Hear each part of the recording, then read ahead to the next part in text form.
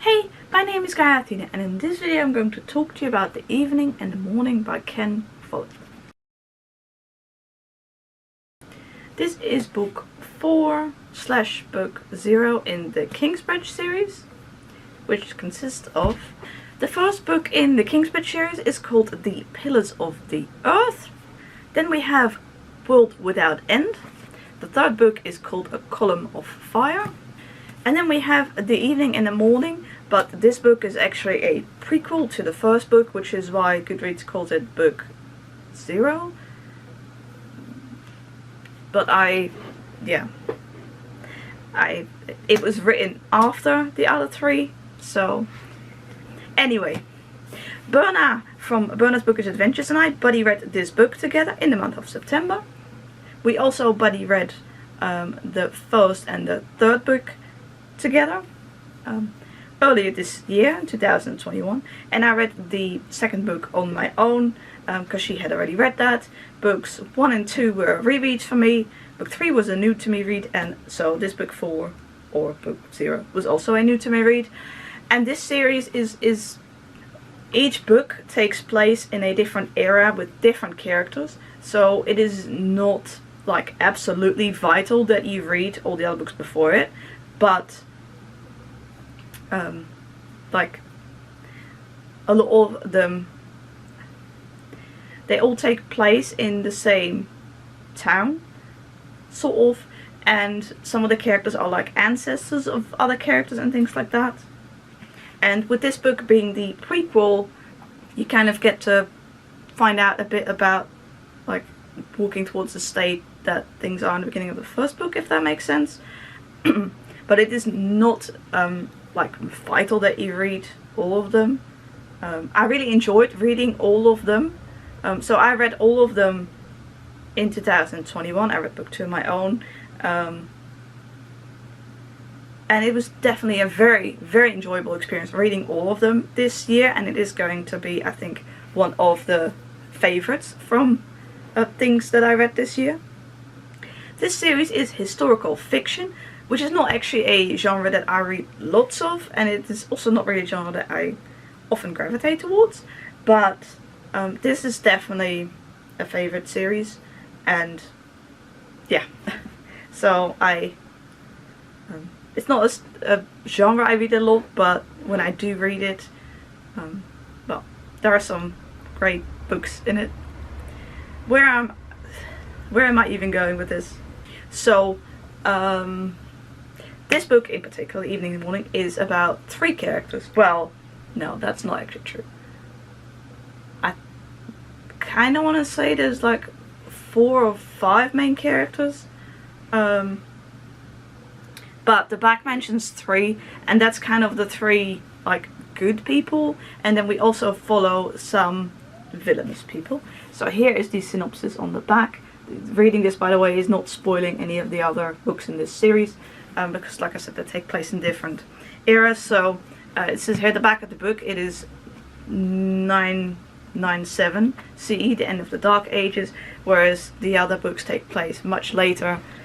So yeah, this takes place, it starts in 997, but the books, all of them span some years. So and just for clarity, The Pillars of the Earth takes place in 12th century. World Without End takes place in, well, like the 1300s.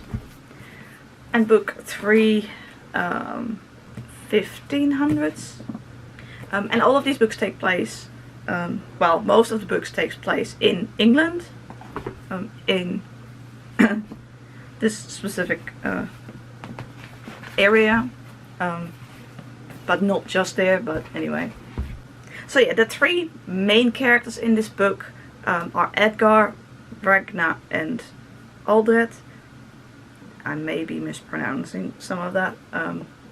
So, like I said on the back, so Edgar, he is a builder, he likes to build boats. In the beginning of the book, a Viking raid, I don't know how you pronounce that word in English. In Dutch we say Viking, in English it could be Viking. Yeah, it's probably Viking. A Viking raid destroys his home and his family. Things kind of go on from there. I don't know how much to spoil. And then we have Ragnar.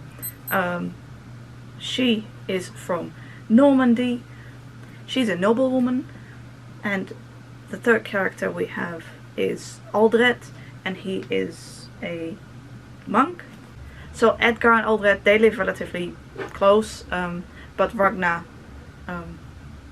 lives in Normandy. But yeah, I don't know exactly how much to spoil or not. But anyway, so these three people are kind of the main like good characters that we follow, and then we follow a bunch of villains. We have Winston, who is an evil bishop. We have, I always forget his name, Werewolf. And this author, and I've only read this series by him. I haven't read anything else by him. He's also written a bunch of thrillers. He's written a lot, but I have only read this series by him, so I can't speak for any of his other writing. But in this series, at least, his writing is just so engrossing that you just, even when you're reading about a character like these like villainous characters that you don't like because of their actions and stuff and how they're thinking, it's all just very nice, very intriguing to read.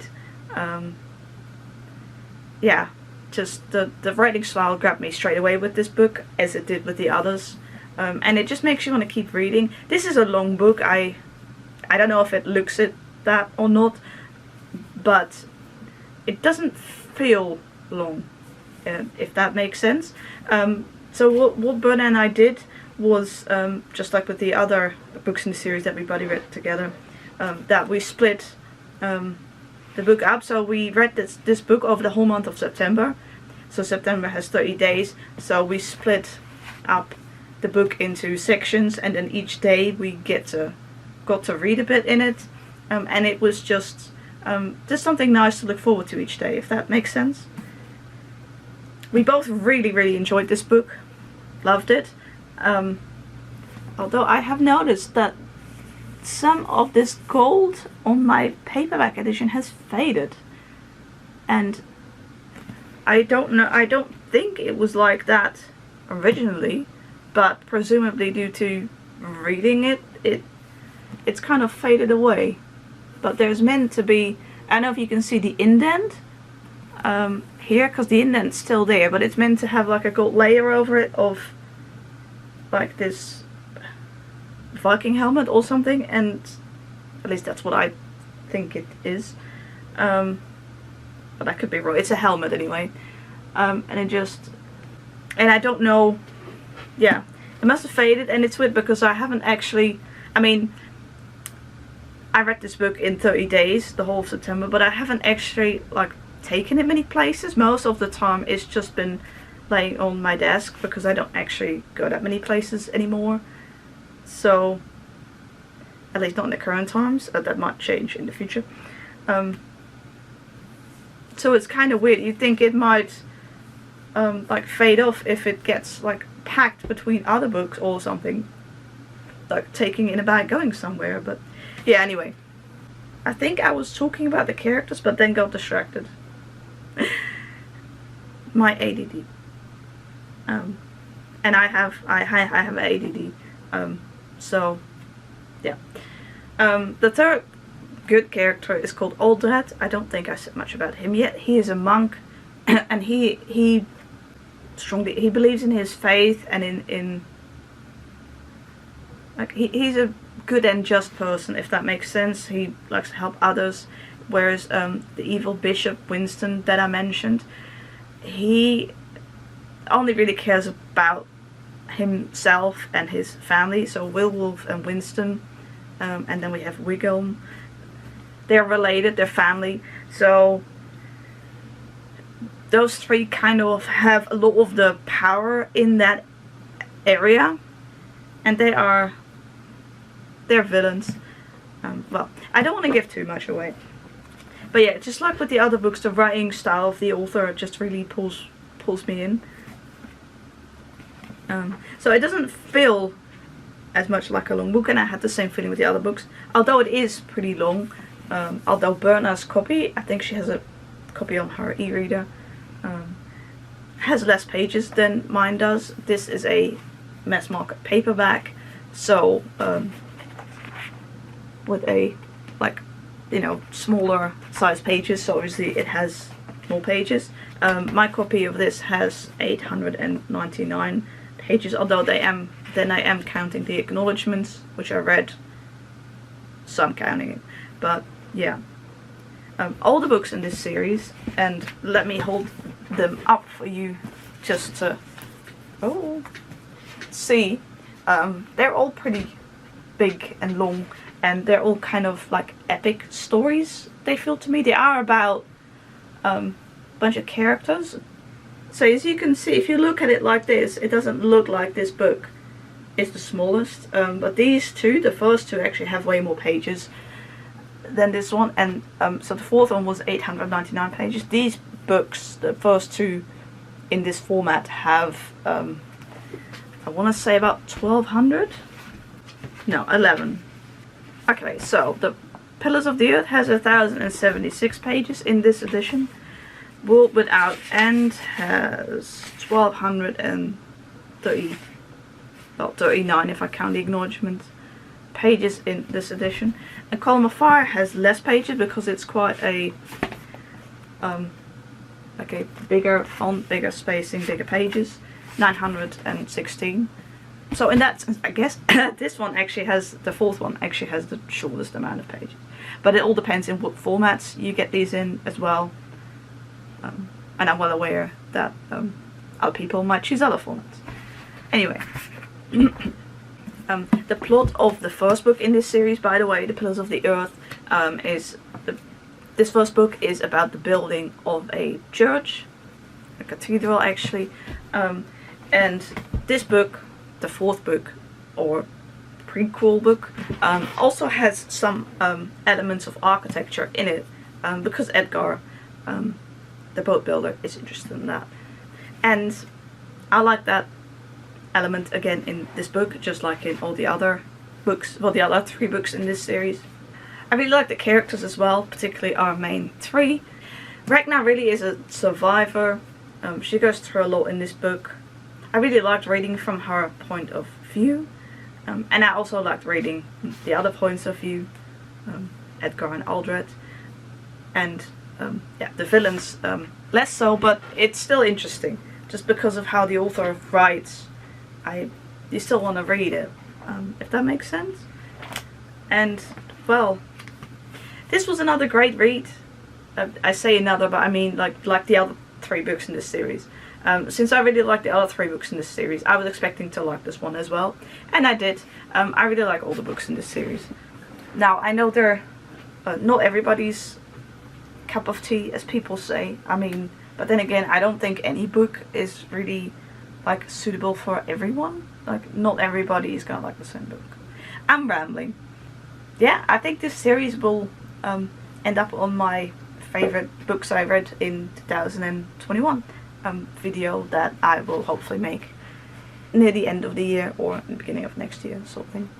I will find out about some of the other books that the author has written. I have a couple. I don't know if they're, you know, have the same intriguing writing style, but his writing style just pulls me in. And admittedly, of course, I have to be in the mood for any book, so also historical fiction. But yeah, I really like this series, and I get that, you know, people might be apprehensive since it's, well, if you, let's say you just like to read one book of the series, they do have quite a few pages. But yeah, I am tired. Sorry. If you came here for like a more coherent book video. Yeah, I am quite tired. And I wanted to film this video today because today, as I'm filming this, it is the 30th of September, which is when I finished this book. I just finished this book. and then decided to film the video. Be right back. I can't really remember where I was now with this video. I think I was saying that I was gonna see what else the author had written, and I have a few other books by him. But they're on my historical fiction shelf, which is over there. Well, you know what? Why not? Although it is a bit dark. So this is where the 4 books lived, and then I have but the first one is downstairs, which is called Fall of Giants. That's the first one. It's red, and I put it on my TBR card, as in I might look into reading that. Not just yet, but it could be something for 2022 perhaps. And this is then book 2, Winter of the World. This is book 3, Edge of Eternity, which are not the same size. But I've heard less enthusiastic things about this series than the other one, but I don't know. I haven't heard anything about either of them recently, so... But yeah, the first one is downstairs. And then I have this book by him, which is a Dutch translation. It's called, in Dutch, De Vlam van de Vrijheid, which I think is a thriller. No? It isn't actually. This book is called, sorry for boring footage, A Place Called Freedom. And it's quite old, it's 1995. I have had this book for a long time, and I don't even recall like if I bought it or if it was a gift or what, but in all of these years I haven't unhauled it. I have unhauled, I'm sure, other books from, well, that, I don't know, I, in my mind, have it like a similar design as this one, and those were trailers, maybe why, that's why I was confused. Sorry, isn't it? So, I don't even recall, this looks like an, it says, Love, Hate and the Battle for Freedom in the changeable times of the 18th century, so I guess that is historical fiction. But he also writes thrillers, as you can see there.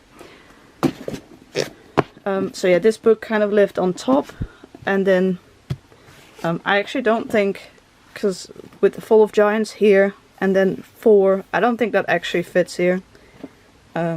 So, but yeah, that's the width of the shelf, and there's other books everywhere else, practically. So, but yeah, Fall of Giants is downstairs, because I thought might wanna look into that soon. So yeah, I don't actually have like a lot of that's not full. A lot of historical fiction, and it actually shares this bookcase with some classics and some Dutch literary fiction.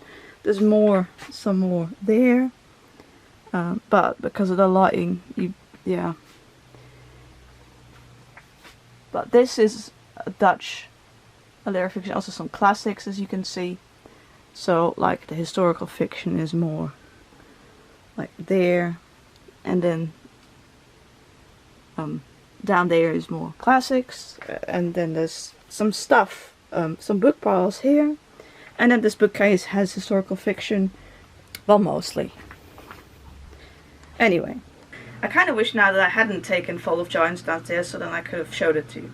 I'm just very tired, which is why a video talking about one book is such a long footage. I'm pretty just tired, and sensory overload. I mean, when I say tired, I usually mean mentally tired, which is connected to me being sensory overload. Having sensory overload, yeah, too much input. Thank you very much for watching this video. This was the last book that I read in September. I hope you had a good reading month in September, but then by the time you watch this, it'll probably be, who knows. So yeah. I hope you're doing okay, and that your reading is nice. Thank you very much for watching this video, and I hope to see you in my next one. Bye!